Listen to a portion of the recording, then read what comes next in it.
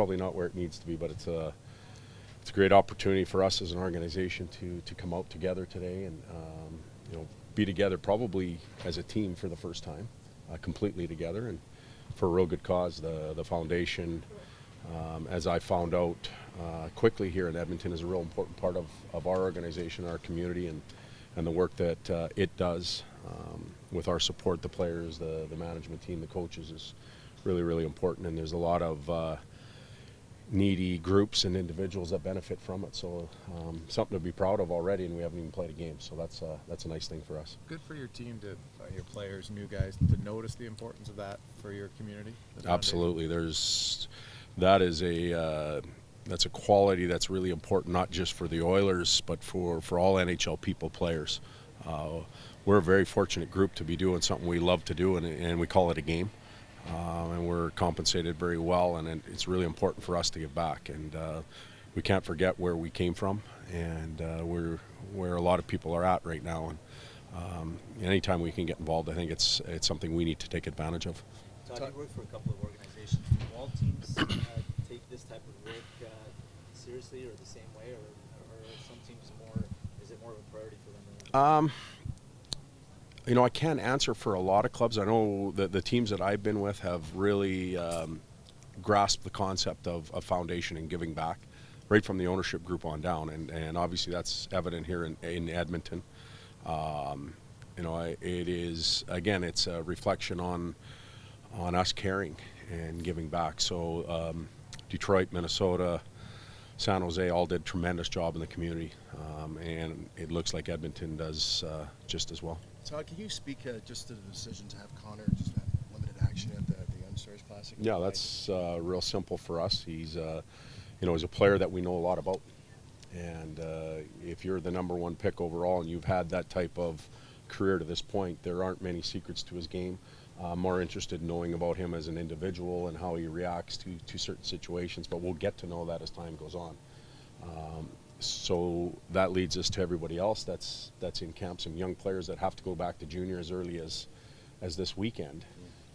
They need the opportunity to be exposed to that level of competition and exposed to the coaching and scouting staff here. So it's not a case of taking Connor out for any other reason than let's give somebody else an opportunity to play. Connor's going to play a lot of hockey for the Edmonton Oilers.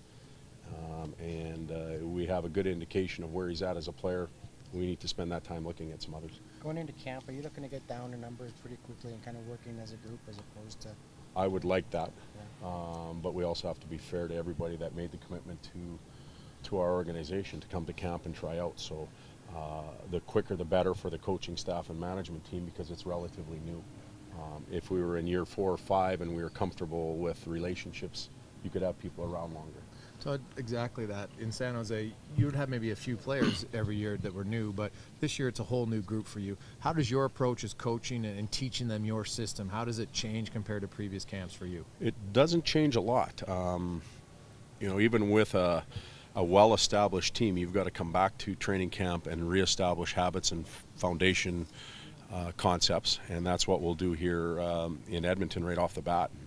I look at training camp as an opportunity to make a first impression, and that's not just the players on the coaching staff or management. That's on us.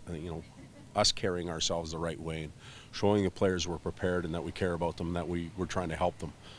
All of those elements have to come from us to them as well. And so it's a big camp for all of us. It sets the tone for the next day. Day 1 sets the tone for day 2, and we have to take that approach. But I'm really excited about it. You have a lot more left shot D-men than right shot. Have you thought about which left guys you'd like to try on the right side? We have, and I'll probably get asked questions heading in, line mates and pairs and that type of stuff. We're new, and it's going to take us some time to discover who's comfortable with who. And we have a thought process in place right now about playing certain individuals on their offhand. Sometimes it's easier for some than others, but we've got to find that out. We've got to experience it a little bit, put them in situations and see how they respond. So we are very much a ball of putty right now that really needs to be molded. It could bend and move different directions all the time, and as time goes on, we'll eventually get it to where we want it to be. Todd, you must have a sense of the buzz around this team, but do fans come up to you and say who you're going to play with McDavid? Yeah. You know, I took a commercial flight the other day from Edmonton to Kelowna, and there were a number of Edmontonians and people from around this area that were actually flying out to watch the tournament. So I did answer a lot of questions, and there's a lot of excitement around Connor. But more importantly, there's a lot of excitement around the organization, the team, the community, and that's a really, really good thing for us right now. But that can't mask, and I'll tell the players this, that can't mask the work that needs to be done. We need to be excited. We need to capture that energy and go. But it's not going to mask or cover up what needs to be done on the ice and the work that needs to be put in.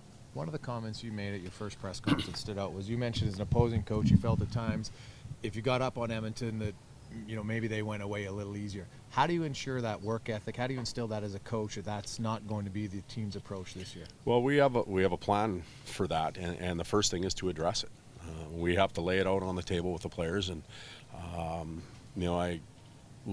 a big analogy guy, and it's like playing cards. If you're dealt a bad hand, you can stay in the game for a little while.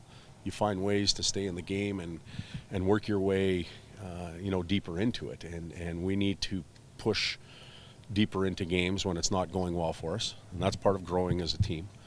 There's things in practice that I believe that we can do to push them further, not have drills end as quick, second attack type drills, so that the mentality is we're going to keep going rather than let up and rest in the corners. So, and then combinations and just everyday approach, we're going to try and grow that like we will our skill set, the mental strength.